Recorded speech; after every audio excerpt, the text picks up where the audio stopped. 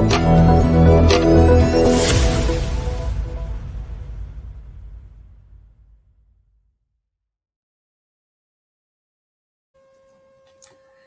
ora koutou and welcome to Frogs on Friday.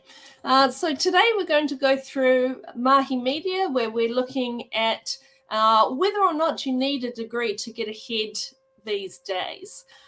We'll go through some of our top jobs as usual, and today I'm joined by Remy, our marketing manager, who was part of the campaign for NZ Top Dog. So we were thrilled to be able to announce some of the winners and finalists yesterday. So we'll go through some of, some of the challenges in that judging and why we get involved with Top Dog. As usual, we have our Twitter poll, so interesting to see the results from last week. So let's get started with Mahi Media.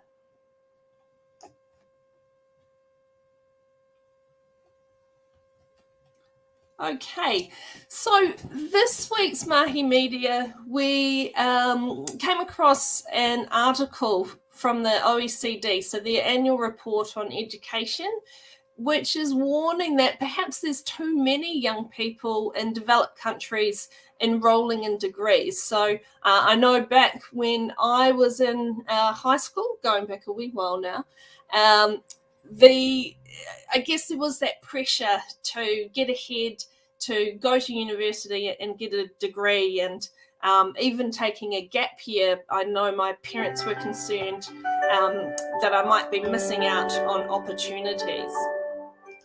So this report really looks at the number of those people coming through.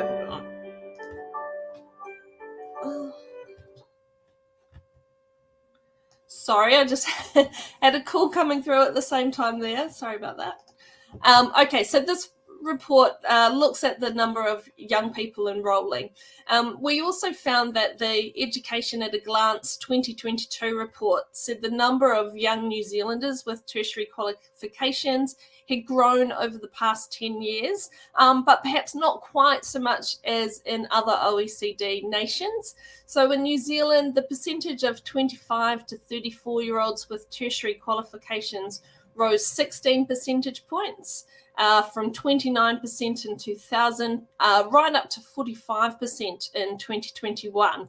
And that's against an average of 21 percentage points. So there does seem to be that perception that gaining a tertiary degree is the best pathway for success. But I think this really ignores particularly other training channels, such as vocational education and training, and also the value of on-the-job experience. So as you'll know, not all occupations require tertiary qualifications, but there's often that viewpoint that having that piece of paper and having a degree, regardless of what the degree is in, is going to give you a better shot at employment. Now, I think particularly now in this market, employers are not going to be so picky, so not as much of a factor at the moment. And employers are really open to a much bigger range of educational backgrounds. And often it's that practical experience that's valued most. So more of a focus on what you can bring to the job and the company over just having the right piece of paper, or so-called right piece of paper. So for job seekers out there, I think some good advice is to look at where the best opportunities are for you and what pathway is going to give you the best chance of success. So maybe take that advice from grandparents and parents who may be pushing you into a degree if that's not the right thing for you. So look at what those other options are, and particularly look around where those key shortages are that don't require a degree. So, but perhaps need more specialised training. So things like trades, aged care, and agriculture, for example. So speaking of jobs, let's have a look through at some of the hot jobs that we have this week. Okay. Right, so we start off with the data analyst role. So this one is based in Whangarei. looking at a rate between $29 to $32 per hour. And this one's providing support and data analysis across regional and, in fact, national teams. So your experience with a range of Microsoft Office suites, but particularly Excel and SQL, will give you a stand up for this position. If you're interested in the role or know someone who might be a good fit for that up in Northland, please get in touch with Shav Neil in our Auckland office. Okay, next one, we have a distribution officer.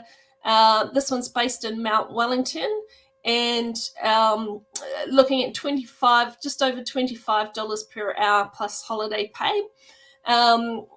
This one is working for a major account, so they're a global leader in the medical device and technology space. So it's going to look great on your CV and to be able to give you some excellent experience. You don't need to have experience working within a warehouse environment. So if anything, the right attitude and willingness to work hard and to learn on the job is really important for this role. Again, get in touch with Shav Neil for the distribution officer role. And lastly, we have a principal policy advisor role based in Wellington.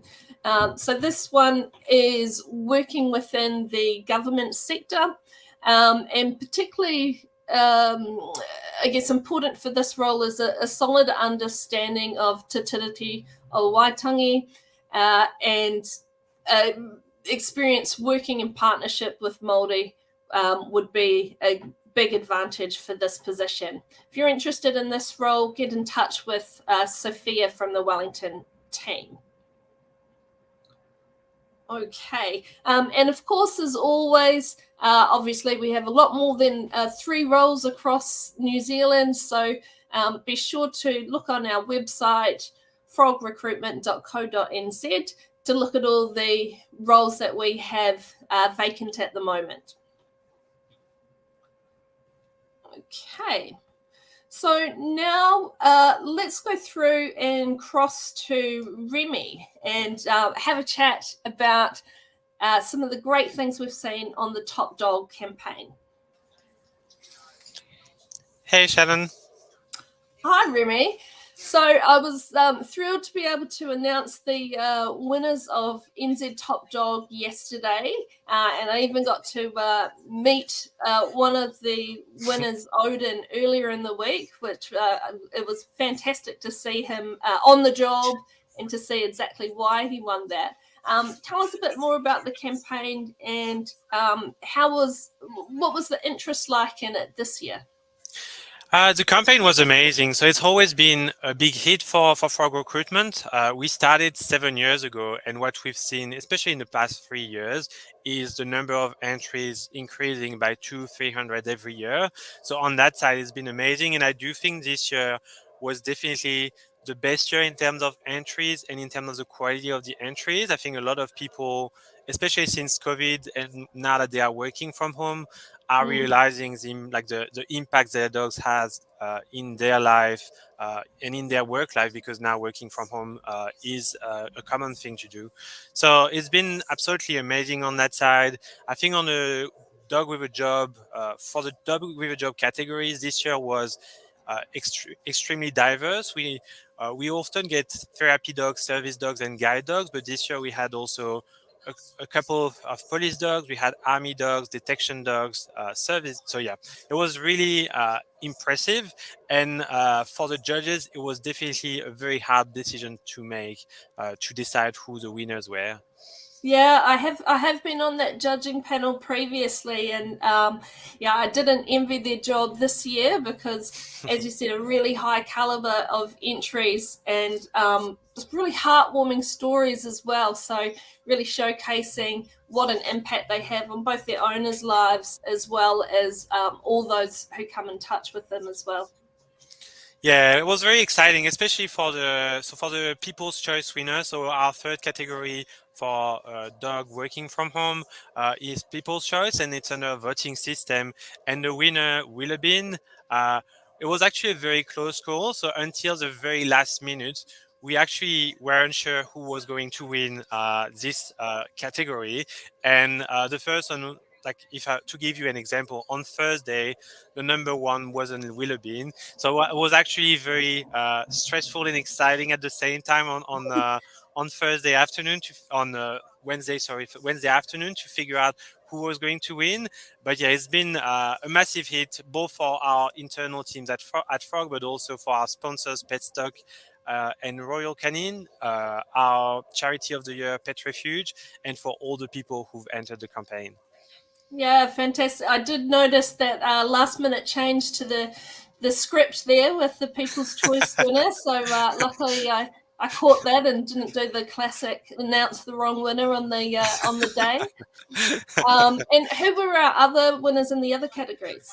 So our top office dog winner was Odin, which is, and he's been interviewed by Seven Sharp yesterday, and he will be on, on Seven Sharp tonight. So I would definitely recommend to all our viewers to watch Seven Sharp tonight and look for Odin and Shannon, because they will be the start of the show, obviously.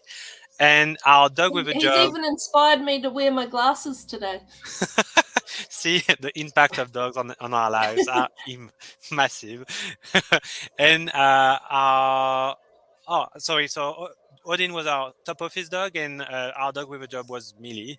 And they were both again beautiful dogs, obviously, but both recognized by all the judges for their very hard work. And Millie was a clear winner and a clear standout, I can definitely say. Yeah, excellent. And it was great to see both Millie and Odin on the live awards ceremony yesterday. And we were nearly drowned out by all the cheering and clapping of support from those around them. So testament of that impact on everyone. So well done to all the top dogs out there, but especially our winners there, Odin, Millie, and Willoughby. Okay, so thanks, Remy. It's really good to get an insight into the campaign and what happens in the background there. Let's go through and check what's happening on the polls. Okay, so keeping to the theme, we asked, has